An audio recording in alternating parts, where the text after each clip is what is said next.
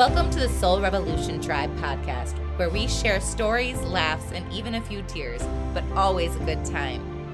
We are about depth and real raw sharing through soul conversations and medicine. We are learning to find ourselves again and to be an unstoppable force of nature, ready to break down the constructs and rebuild them with love and acceptance at its core.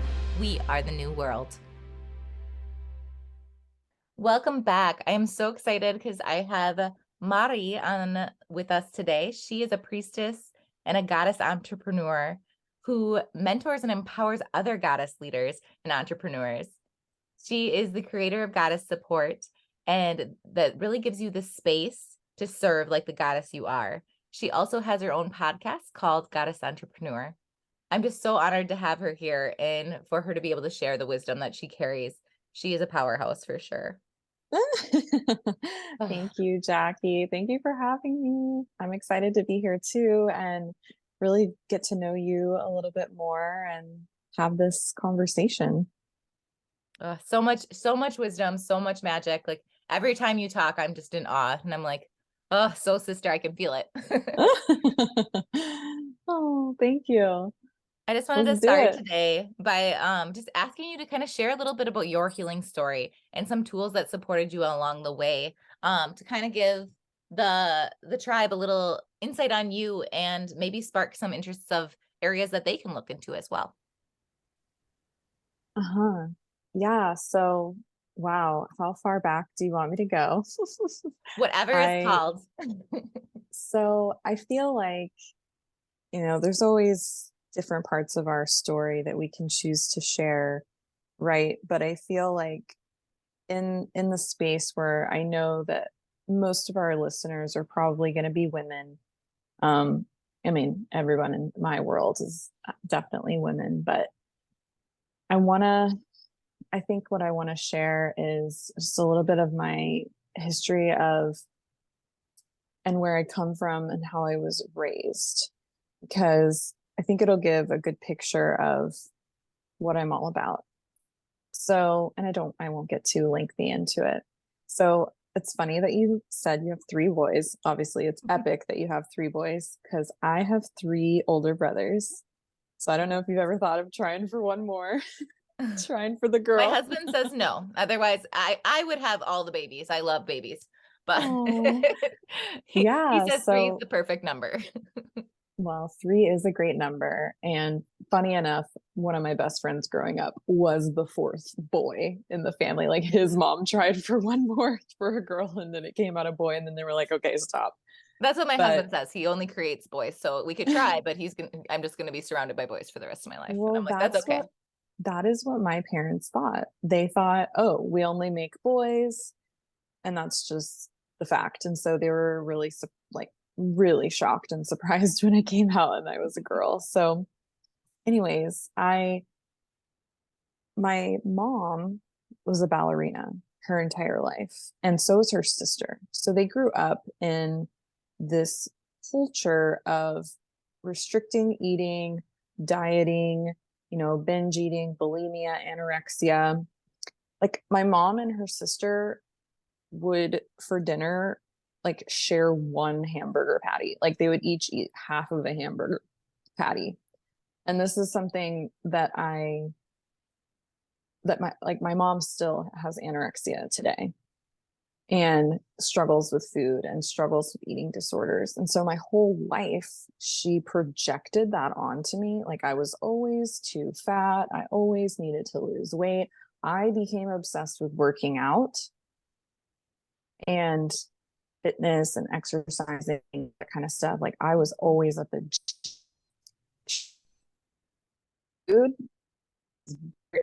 wasn't allowed in the kitchen.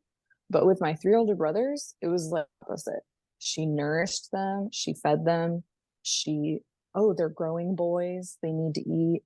It was a completely different language. It was honestly bizarre. And I love my mom.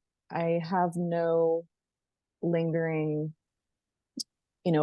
hard feelings toward my mom. I know that she was just programmed, and she you know, we all have that opportunity to really take responsibility for our lives and decide if we're going to continue in the way that we've been conditioned or if we're going to break the cycle and break the mold. And she has not been able to do it.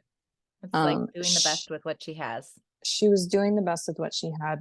Now that she's older, she has admitted that she has an unhealthy relationship with food. But I wouldn't really say that she would ever admit that it negatively affected me. Well, she probably So, in her mind rationalizes it too, is like, I loved you, so I needed to make sure that you were this image or whatever, so you could be successful. She saw it in a different light. yeah, something like that. Honestly, I kind of don't understand it because she never cared about being, you know, friends with all the moms or popular among the moms or a cool mom. Like she never cared about any of that. All my mom has ever cared about is church. And so for me, it was really confusing because I just thought to myself, wait, so you're really into God. God is love. God loves us no matter what, but not if we're fat.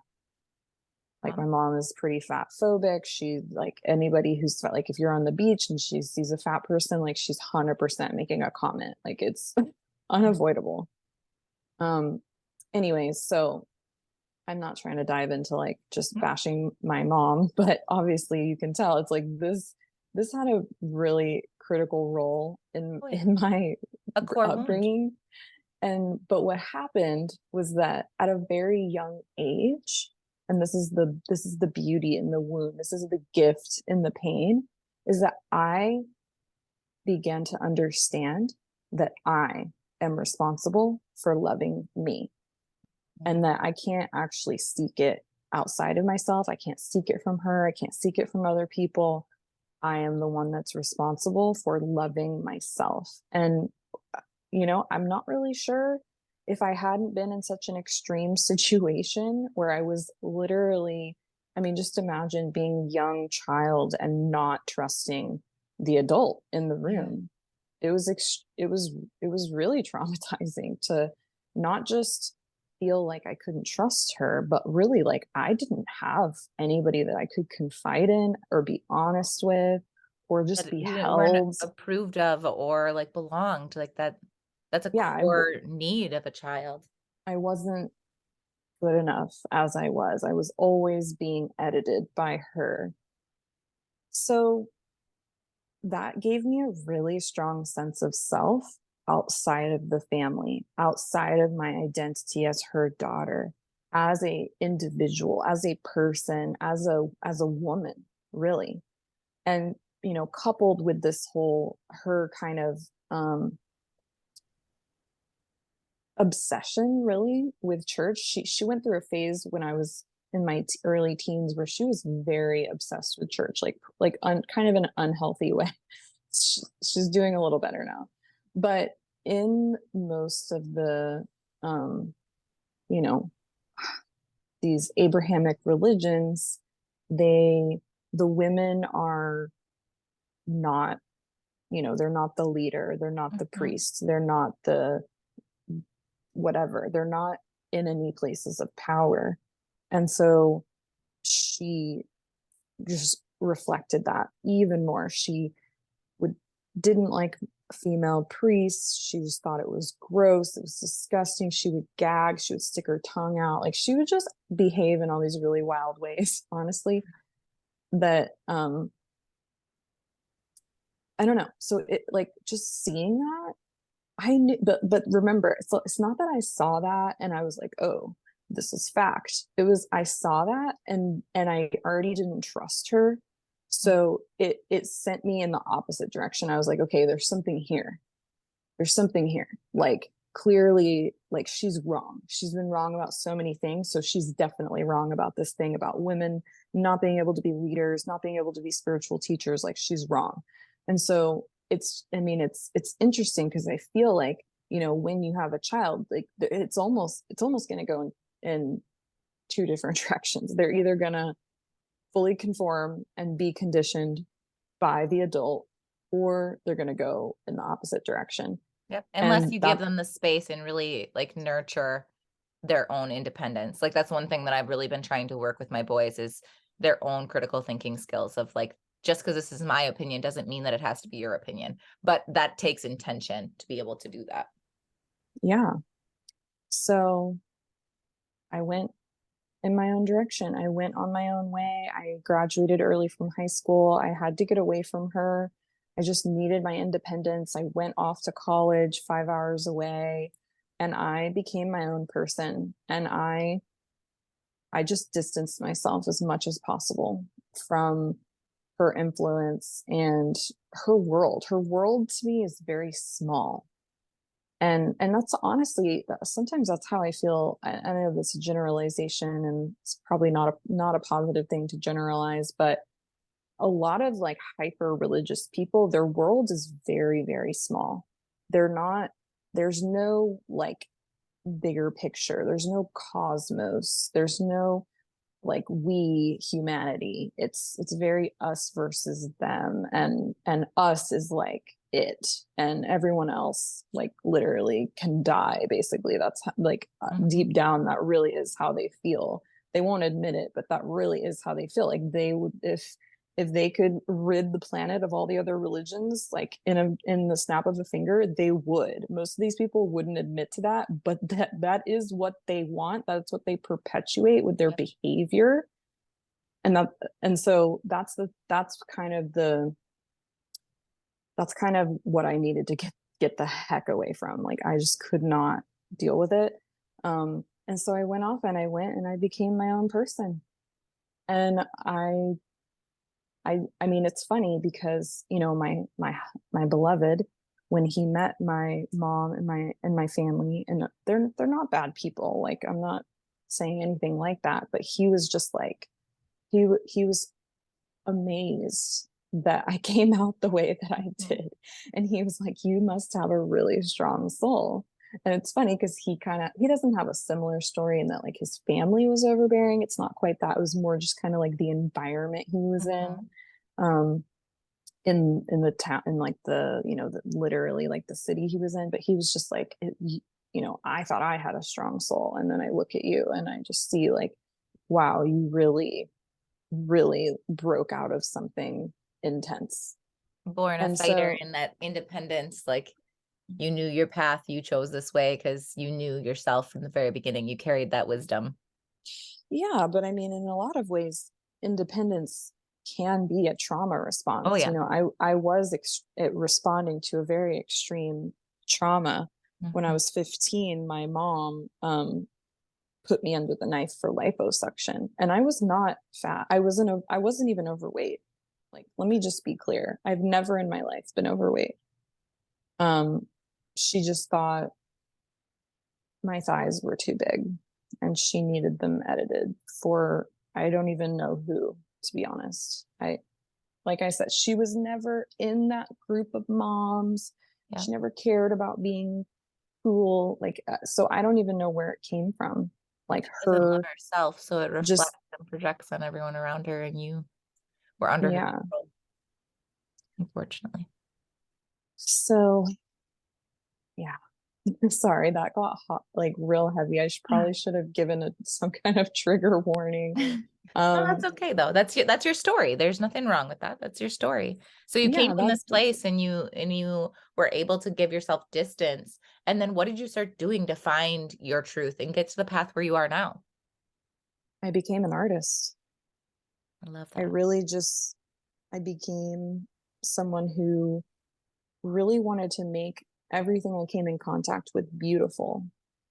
I remember when I went off to college, I made my dorm room beautiful. When I moved into my first house by myself, I made my entire house was just beautiful. I had like beautiful images from around the world all over the walls, and I had my art, and I had my, you know, I had my studio in my house. I was making art and I was painting.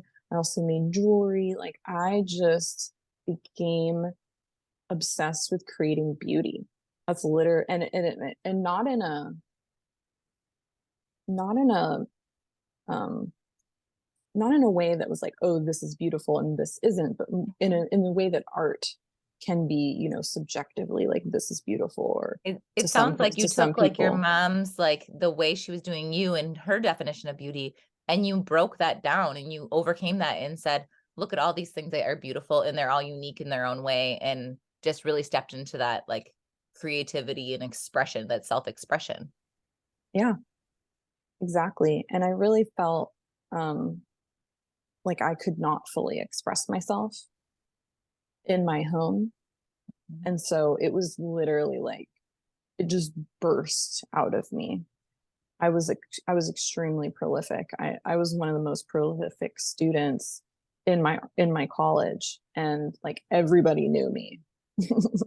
Love it. And yeah, it was a very powerful time in my life that I still cherish, you know, to this day. It was just, I remember when I graduated, I went back to to my hometown and I immediately regretted it. And I just thought, why did I graduate? Like, why did I work so hard to finish on time? I should have just hung out for a couple more years. Like, why? Why did I leave? Aw. So on your journey, where did you come to meet the goddess? Because I know you, and that's a lot of where you're at now with the goddess entrepreneur and the goddess support. Like, when did the goddess come into your picture? Because I see that you're brought into this almost toxic religious atmosphere, and you're kind of rebelled because you're like, this is not right. And then the goddess came to you at some point. Well, the goddess was always there because, you know, in the Christian church, or specifically the church I was in, the Anglican church, Mother Mary was always there. And my name is Mary. And so I've always had this really deep connection and attraction to her. And I mean, it's so funny to me how, I mean, I'm sorry if anybody's Christian and they listen to this, but like you literally are worshiping a dying dude on a cross. Like, so I would be in church and I would be like, okay, here's the vault. I'm a kid. Okay. Here's all the things to look at. A beautiful goddess wearing a beautiful, like outfit and gown, and they would always cover her altar with flowers, and then like dying dude half naked, like skinny with ribs showing. Like, who, what would you choose to look at? Like, why on earth would you look at this dying dude? So I mean, I always loved Mother Mary and I was always intrigued by her. And I always, that was like the thing that I couldn't reconcile from my mom and her disgust for female priests. Because at the time, you know, when I was younger, the Anglican church didn't allow female priests. And then when I was maybe, I think 10, they did. They began to allow female priests. And my mom was so disgusted that she um, left the church and she became Catholic, and she brought like half the church with her, and it was already a very small church, so this was like a scandal. This was a huge controversy that my mom was a part of like basically ruining this church. And honestly, it has struggled to this day to ever gain membership ever again, because she just pulled everyone out of this church and was like, they're gonna have female priests, like what, like this entire church is messed up. And now, oh, lo and behold, let's see, 15 years later, 25 years later, or 20 years later, my mom, her favorite priest is a woman. So it comes full circle. I mean, It's like she had to it's, make peace with that part because it probably revolted her so much because there was something inside of her that she was rejecting, oh, whether she it realized that she had to 100%, come overcome that. 100%. But yes, I know also a big part of your journey is vocal toning and sound. I know you've created beautiful songs and things like that. How did that come about? Honestly, it's so, I mean, here I go again. Mhm. Church. I was in the church choir. I loved singing. I was like that person. I love to harmonize. And anytime we would be singing a song, I was always that person that was coming up with like a different ooh here or a ah there, or just I was just that person. You know how there's like that Mm. freestyler Yeah. that's on any song, and you're like, whoa, like didn't know we needed that sound, but it works. I'm that person. You've always channeled that the I've melody always or channeled that. You yeah. hear it.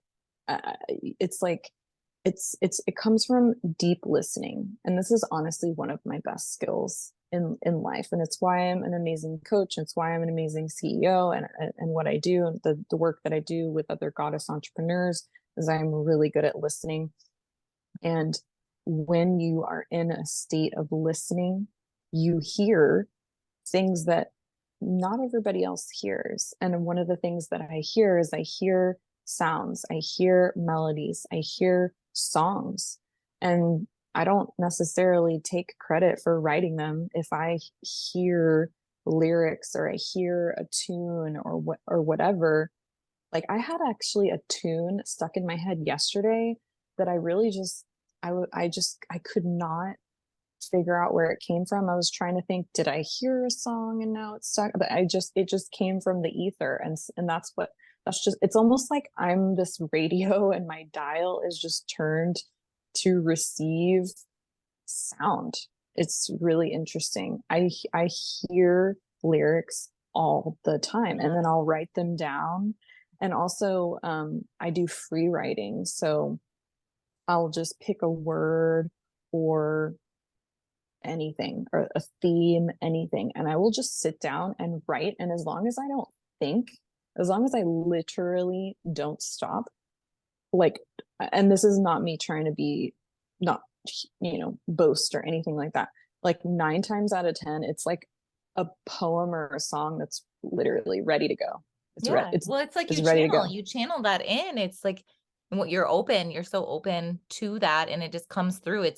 Like, as you're saying that, it's like, that's your medicine. Like, you have this beautiful aspect of you that you get to bring it in, and this is the medicine you get to share. And I've heard you sing, and it's magical. I just love it. It's like, it's the frequencies in the unspoken, like the things you can't hear, that channels through it too, like all those beautiful codes, for lack of a better word, that just comes through with it. It's powerful. Yeah. Yeah. So I would say, yes, Mother Mary was the first way that the goddess really came to me. But another really powerful, potent, pivotal time in my life where the goddess came to me was the first time that I ever did psilocybin mushrooms when I was 19, when I was in college. I took, um, not a heroic dose, but a sacramental dose, a large dose. And I, I immediately was just full of so much love. I felt Mother Earth and just how held we are. And, I mean, just hold on a second, everybody, if you're listening, like, we are a fucking miracle. And we're desensitized to it because, yeah, there's like 8 billion of us, but we're a miracle. Like, So this true. is a miracle. Our life is a miracle. Being a human is a miracle. It's a miracle. Like, it's wild. The way our being functions and what we're capable of, all of it. Oh yeah. Oh yeah. I mean, and so that just hit me so hard. And my first instinct, like literally, was to call my mom and to tell her that everything is okay and that she's so loved and held, and like everything is okay. Like, I just felt like I wanted to console her because she's been a tormented soul. And a so, wounded and child, that archetype which running her life. yeah, which is why she grasps so hard to the church, is because of that wound. But anyways, long story short, I disclosed to a friend of mine that was also present that I had the desire to call my mom, and she took my phone away from me. Which, hindsight, was probably the best idea at the time, because I don't really think my mom would have been Able to receive. receptive Yep. anyways. Yeah, so Energetically, you sent her the energy. I did my best, but it wasn't until, many experiences with psilocybin and studying, and also, listening to a lot of podcasts and learning about psilocybin, that it is a mother fungus. Mm. And one of my favorite people to like learn about on this topic, she goes by Mama de la Maiko. She's on Instagram, Mama de la Maiko. She calls it the mush womb, Ooh, mush wombs. I like that. And I mean, do I need to say any more? Like, you get it right away. Yeah. You get it. So I just, that also really affected my life, was just this. And pretty much from that point on in my life, I would do a ceremony with mushrooms at least once a year, sometimes 2 or 3 times. It just kind of depends on the year. And then that was pretty much my entire 20s. And then in my later 20s, I did a lot more, because I started to be a part of ceremony, like not leading it, but just being part of it, singing in ceremony. And but and then now, probably since I turned 30, I've really just been microdosing. I haven't been doing any large sacramental doses. But to me, psilocybin has been an incredible teacher and friend, honestly. Yeah. Soul It's, medicine for you. yeah, yeah, Sounds like that's one of the powerful tools of really like the self-awareness and connecting to the goddess and using this plant medicine for you. yeah, yeah, for sure. I've So always been on the path of self-knowledge, yeah, self-mastery, liberation, awareness, consciousness. I just feel like, what else are we here for? Like, how can we understand anything about the world if we don't know ourselves? And so that's just kind of what has shaped my path, is just this constant yearning to master myself. yeah, I love that. Beautiful journey to be on with ups and rounds, but so worth it at the end. And there is no end. Yeah. Um, so if people are listening and the question that comes to my mind is like, how can we reclaim the goddess in our lives? Like where would they start if they want to bring and connect more with that energy? So connecting more with the goddess, really, what I recommend is to see yourself as a goddess. Yeah, we can totally study the goddesses of the past. We can look to them and get inspired by them and their stories, and and use the tools that help us connect with them. 100%, you can do that. But it's really looking at yourself in the mirror and seeing yourself as a goddess, and then when you turn around and read those stories and learn about those other goddesses who came before us, to see yourself in that Reflected. story. Because you know if you look at it, this is how I see the world, is that we're all a fractal of one source, and so it's all leading back to one place. And my arm of the fractal is called Madi. Your Mhm. arm of the fractal is called Jackie. And your children come off of your arm of the fractal, and then it just continues. And that's really where it comes, that's how it all works. And so whenever it's almost like we are part of that bigger picture, we are part of that whole. And so I just encourage anyone who wants to really connect with the goddess, is to stop seeing the goddess as something that is outside of themselves. You are a goddess. She is already here with you. She is inside you. She's, at any moment in time, you can call upon her wisdom, skills, love, whatever, to, be with you. and so that you can embody it too. It's available. It's just in the ethers waiting to be invited and brought down and embodied by you. It's not even that far away. It's already part of this fractal. It's already Yeah. part of you. It's not a separate. I love that. And the goddess isn't just for women.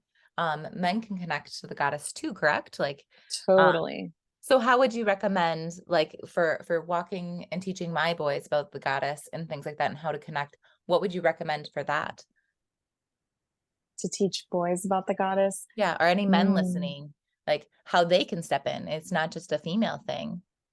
Well, when we look at the goddess, she is receptive. You know, she she is able to hold space. And so if you're a man or, male identifying and you are wanting to connect with the goddess, it's really about like, how can you be in this, in more receptive states? Men are often in more giving states, and they're also in more, like they're giving, they're solving problems. They are, it's almost like, okay, whatever you're doing, what is the opposite thing that Yeah, you it's like can, stepping into that divine feminine, yeah. like the aspect we all have divine masculine and feminine, and really allowing the space for that divine feminine to be heard in your space doesn't make you like either or, you know what I mean? Like there's women who run masculine lives. Like I had a very masculine driven life for most of mine in the system and things like that. Um until I learned, like I always felt like something was missing. And for me, it was that expressive piece of the feminine that always was there and wanting to be heard, but kind of shushed because we had a mission to do. so Well, so yeah. I was so I thought at the time. Well, that's the same thing that's going on inside most men. I mean, whenever you Mhm. like just think of men, they are problem solvers. And so therefore, when whether it's their partner or their mom or sister or friend, when a woman comes to them with a problem, they immediately want to solve it. Yep, And there's holding so space. that's what yeah. So whenever if you're a man and you really want to activate, your inner goddess, don't just immediately go into, I got to fix this. This is a problem Mhm. to be solved. Just practice holding space and just receiving the information. In fact, something that I encourage all people to do, whether you're male or female or whatever you identify as, is if somebody comes to you with like a rant, or maybe it sounds like they need help or they need advice, just ask them, do you need me to hold space for you, or do you need me to Yes. problem solve? Just get figure out what they Open want. communication. Yeah. Don't just hop into what you think that they need. Like, just ask them, like, what are we doing here? Am I holding space, or are we problem solving together? Do you And as want the other advice, part, or don't be yeah. afraid to ask for that. Like if you need somebody just to hold space for you and you just need to be heard, say that. Because we Oh, have to totally. expect the other person that we're communicating with, they're not mind readers. So if you say, "Hey, I need help solving this issue. What's your advice?" If you open that, then you know that they're what they're looking for, what I'm wanting from you. Otherwise, where you're like, "Can you just hold space for me? Can you just be a listening ear? I don't need you to say anything. I just need your presence." Totally. Hmm. Yeah, and so that's another really, one of my favorite things to kind of really point out to people and to teach to all people, but especially my goddess entrepreneurs, is that we're in life, we are in a constant state of inviting. Okay, so think about something you've been invited to, whether it was a party or an event or whatever, and think about the thing in your life where you received, probably in the mail, a beautiful invitation. Maybe it was embossed, or it was on really beautifully textured paper, or had a bow or glitter or beautiful colors, or maybe it smelled a certain way. Think of how many invitations like that you've received in your life. I'm asking you, Jackie, how many? How many have you gotten? Physically or Yeah, energetically? physically. No, we're going to talk about the physical Yeah, first. physically, not very many physically, but I had a few where it invokes those feelings. It may not have been the most fanciest thing, like embossed or whatever, but like you can feel the love. That's why I say energetically. Like you can. That's why I love. This is kind of a side tangent, but like when my kids hand make me letters, that will be more special to me than any bought card ever. It's like the love Totally. and the energy into it. But yes, Totally. So that's what I'm getting at. And you're one step ahead of me by getting into the energetic. But that's what I'm getting at is that we have the opportunity in every moment of our life to be energetically, creating a beautiful invitation, whether it's for another person, for ourselves, or for the divine. And so and this is something that's happening no matter what, by the way. So you can either just let it happen on autopilot with no bow, no nothing special, or you can make it special. You can make it beautiful. And that is really, to me, what embodying the goddess is about. And it doesn't, that part is genderless. It's like, are you being intentional with your invitations? Are you making your invitations sacred? We're constantly inviting, constantly. This is the thing that people don't understand, is that we are operating in our life, and the big lie, this is the big lie, and social media perpetuates the fuck out of this lie, and TV, just everything perpetuates this lie, that the audience is other people. nope, just reflections of Nope. you. The audience is the divine. Mm-hmm. And so how can we invite in the divine to co-create with us with sacred invitations? I love that. Oh, I feel that strong and intentionally in your invitation. Like it may not be a physical invitation, but everything you do, you invite somebody into your story. You invite them into your idea. You do it all the time. Anytime you share, like we're constantly doing that. And yeah, it's so beautiful. Mm-hmm. So for those that are sitting here and listening and they're in a state of like they're overwhelmed in their healing journey and they really don't know where to start. They know they have the desire to shift through things and make life quote unquote better. Where do you recommend that they start? Oh, I got a good one for this. Say hi to yourself in the mirror.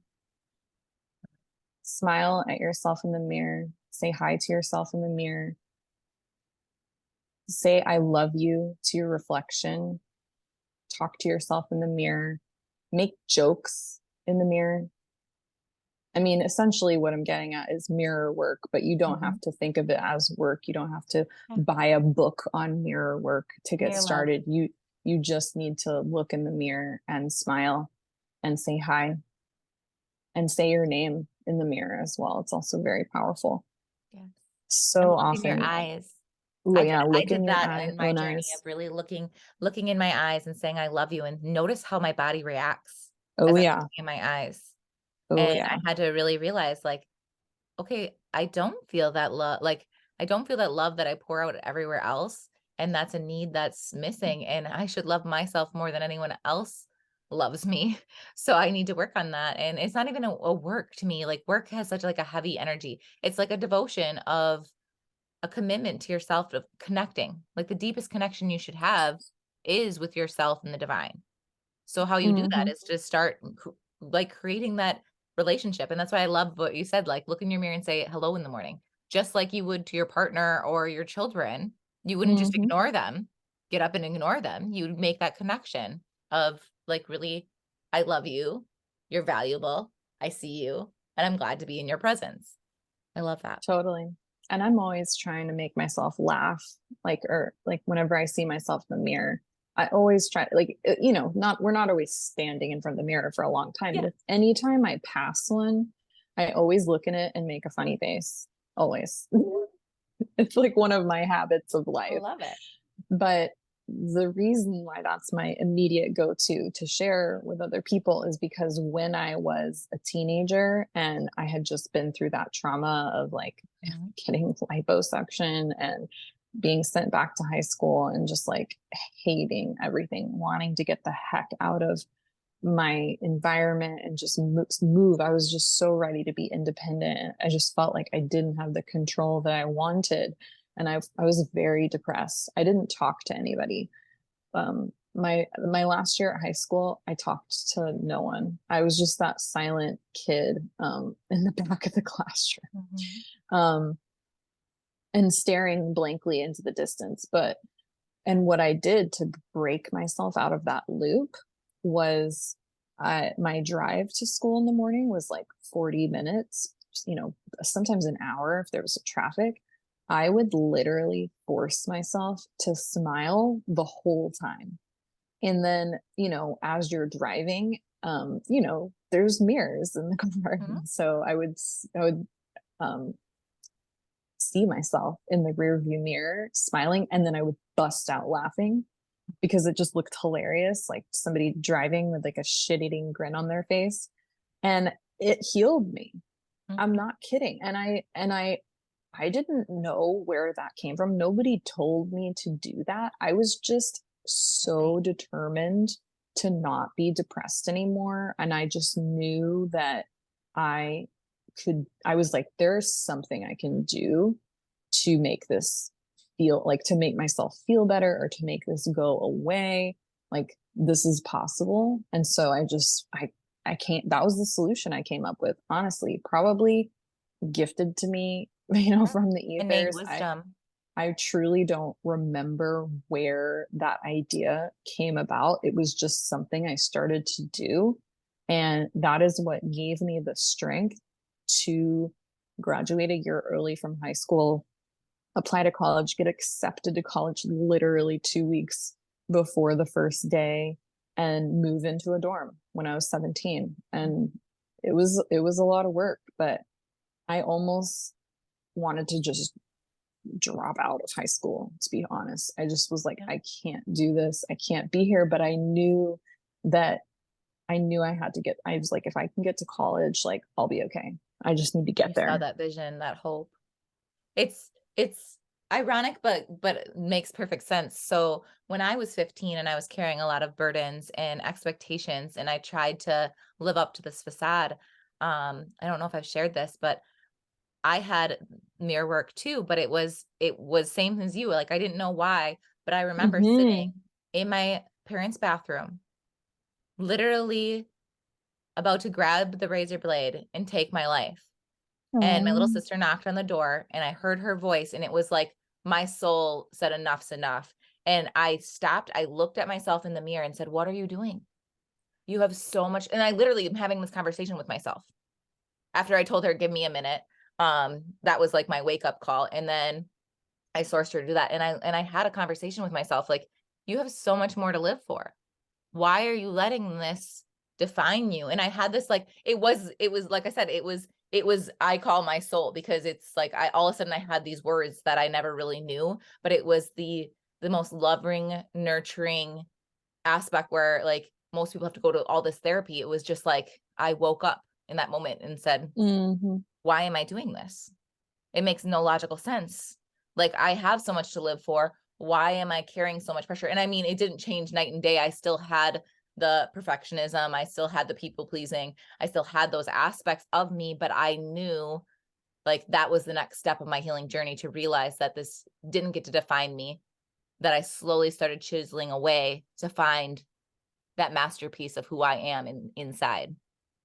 But it all came to that mirror. Like something inside me said, look at yourself. Like, because I went from before, it was when I was anorexic and things, like I'd look in my mirror and all I could see is disgust of like, oh my gosh, my butt's too big, or oh, look at this little roll of skin, which I called fat. Like, you know what I mean? Like that's all I could do. And at that moment, like, it was like this just like, honestly, as we're talking, it's like that goddess energy of coming through, of how much love and beauty we have.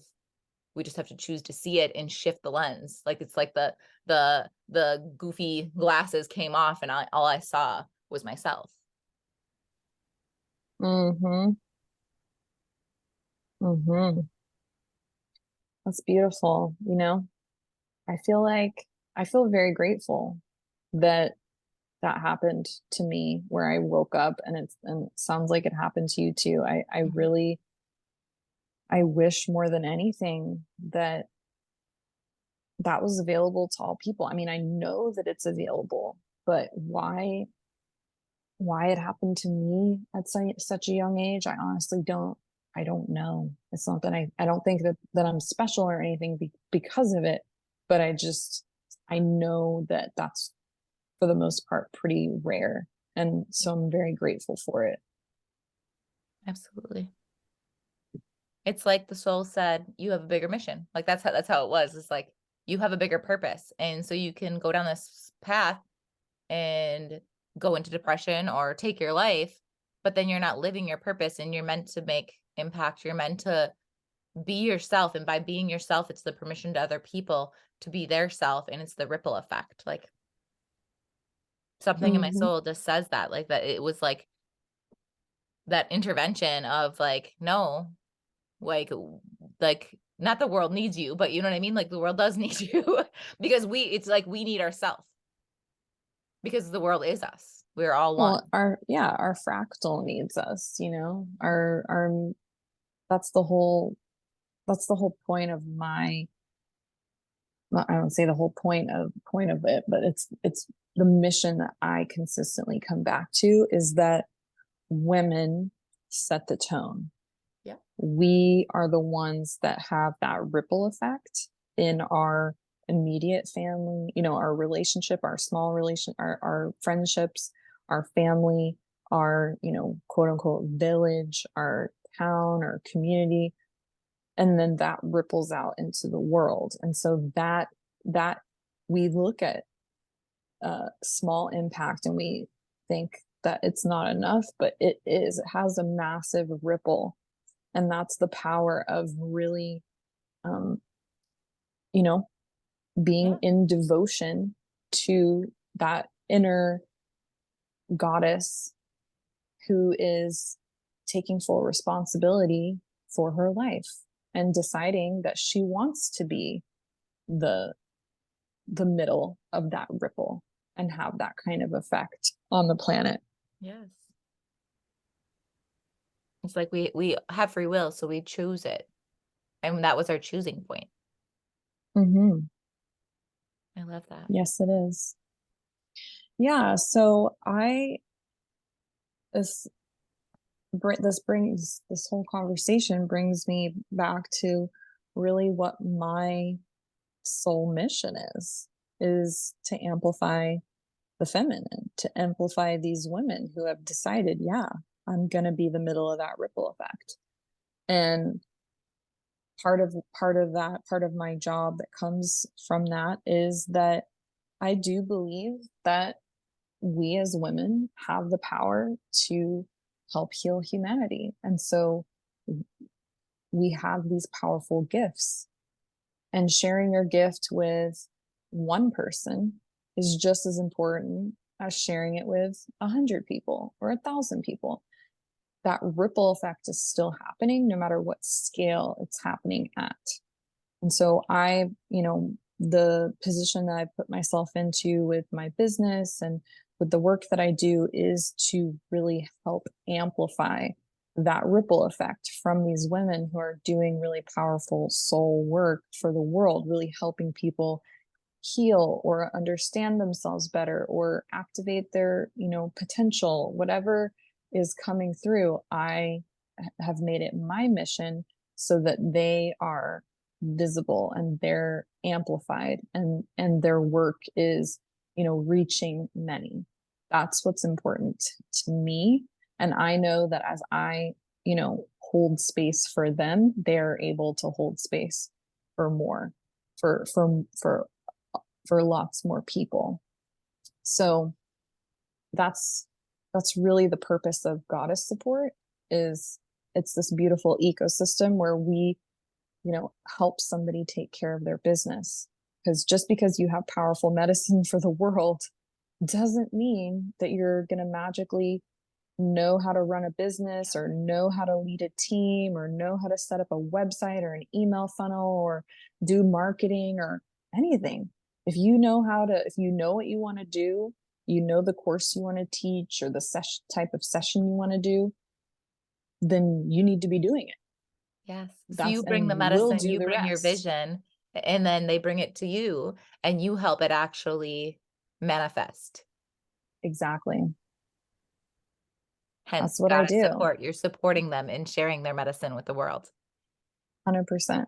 I love That's what we do at Goddess Support. And, you know, to me, in that journey, what wherever you are on that journey of serving your medicine, whether you have, someone like me helping you or not, that journey of putting yourself out there, putting your medicine out there, doing work with people, accepting compensation and energetic exchange, interacting with the patrix and, these bureaucracy, Yep. these Constructs. systems, yeah, these constructs and all these things, like interacting with all of those things, that is straight up a crash course in Yep. personal development. You will learn so much about yourself. All of your Yeah. shadows will come out. You will hit so many different growth edges. So that's where the concept of the goddess entrepreneur comes from. It's a woman who has the soul mission, has this really powerful medicine to serve the world, and she is in devotion to doing it. And the way that she's doing it here in the 21st century, in 2023, is through the vehicle of entrepreneurship, because that is simply the lens that we're operating through at this current time in humanity. And so the goddess entrepreneur, she is a person who sees her business as a spiritual devotion, and she is in devotion to it on a daily basis. And yeah, she wants to make money and support her family and do all of those things on her own terms. That is why she is an Yes. entrepreneur. And it is not all just about the money. It is about who she is becoming on the path, the goddess she is becoming Yes. on the path.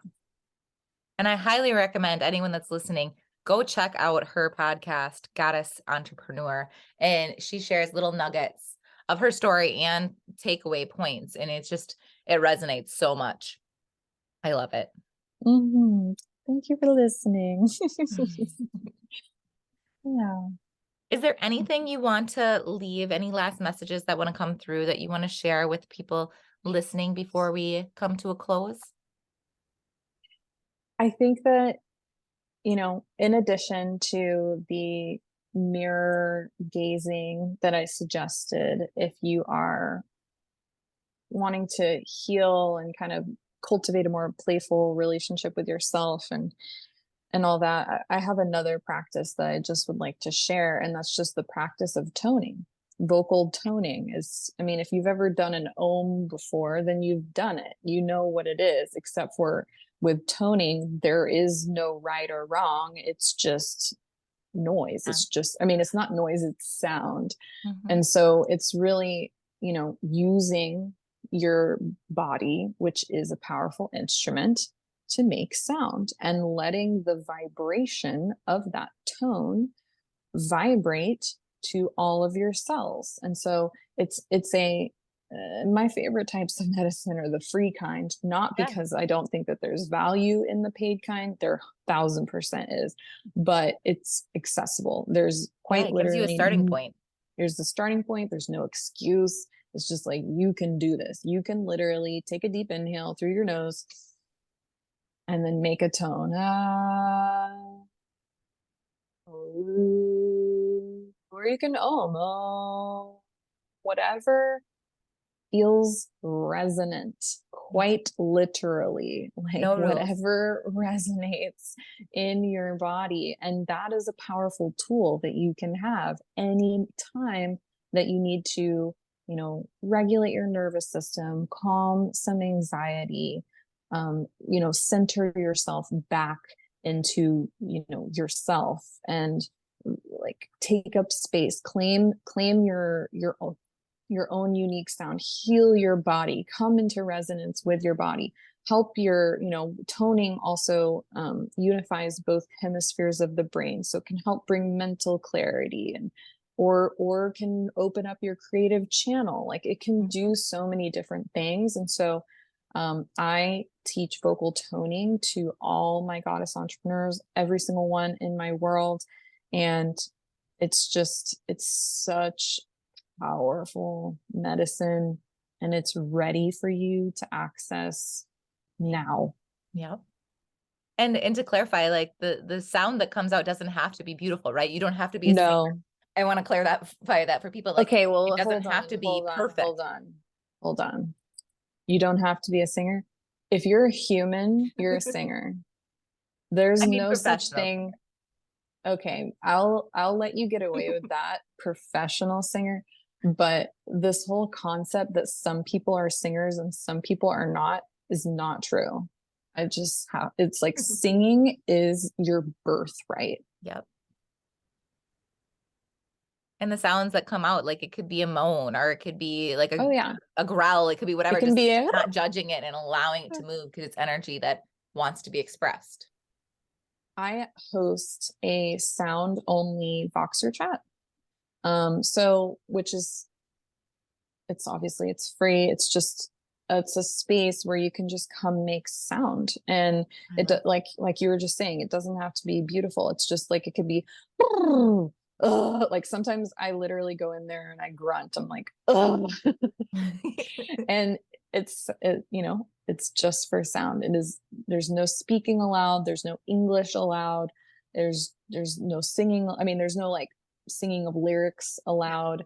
And so, yeah, that's also a nice open place where if you wanted to join the sound only Voxer group, just send me a DM on Instagram. And I'll link all of her contact stuff in the show notes. So check it out. Make sure that you follow her and really be in her world, because she has lots of wisdom to share.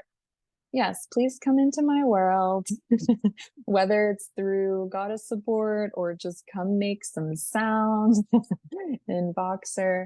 Is just, this is my little world that I've created for goddesses to come together, and we're either just holding space for one another, or we're working through things together, or there's a really beautiful community in and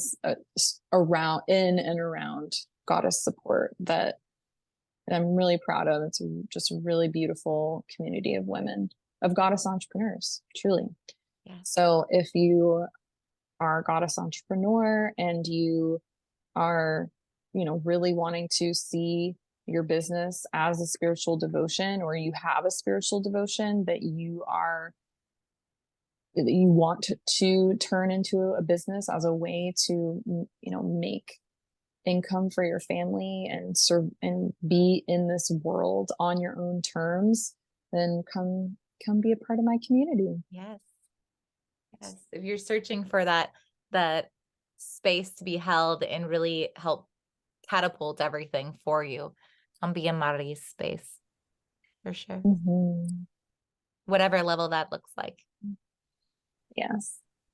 Well, thank you for having the time to come and share your beautiful energy and wisdom with the tribe, because your soul medicine is so sacred. And I know many people resonate with your story and see themselves in it, and giving them stepping stones and that hope of there is another side. Because look at where you came from and what beauty that you're putting out into the world. Now it's two different spectrums, and that's possible for everyone. So thank you so much for being here. Thank you so much for having me, Jackie. I really, really enjoy spending some time with you today, and I love being in your world as well. Thank you.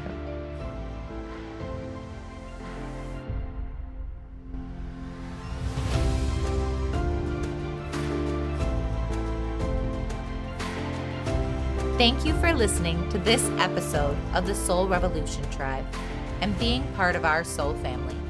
If anything in this episode resonated with you, please subscribe, leave a review, and share your takeaways. You can find me on IG at Grow with Jackie B or on YouTube at Soul Revolution Tribe. I will see you next week for more soul conversations and medicine. Bye for now, and see you back soon.